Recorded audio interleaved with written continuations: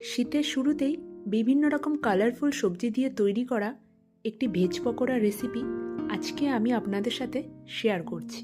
তাই আর দেরি না করে আপনারাও আমার সাথে এই রকম একটা ভেজ পকোড়া রেসিপি তৈরি করে নিন। প্রথমে একদম ঝিরিঝিরি করে কেটে রাখা গাজর, বিনস, ক্যাপসিকাম, বাঁধাকপি, ফুলকপি একসাথে করে নিয়ে ভালো করে ধুয়ে তাতে সামান্য লবণ মাখিয়ে 5 মিনিটের মতন রেখে দিই। 5 মিনিট পরে কাপড়ের মধ্যে সবজিগুলো সব নিয়ে একটু চিপা দিতেই দেখছি অনেকটা জল বার হচ্ছে, তাই জলটা ভালো করে ঝারিয়ে নিচ্ছি।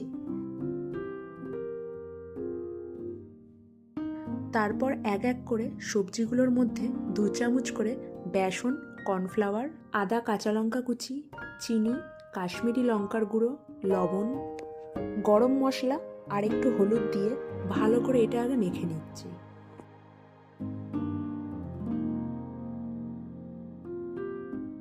এটা মেখে নেওয়ার পর হাফ চা চামচ আরও বেকিং সোডা দিয়ে এটা আরেকটু ভালো করে মেখে নিচ্ছি। তারপর তেলের মধ্যে দিয়ে দিচ্ছি, এটা মিডিয়াম ফ্লেমে ভাজা হবে। দুটো পিঠ একটু লাল লাল করে ভাজা হলেই তুলে নেবেন। ব্যাস, তাহলেই তৈরি হয়ে যাবে এই ভেজ পকোড়ার রেসিপিটি। সন্ধ্যার স্ন্যাক্সে কিংবা দুপুরের গরম ডাল ভাতের সাথে এই রকম ভেজ পকোড়া এতটাই ভালো লাগে, আপনারা অবশ্যই একবার করে খেয়ে জানাবেন।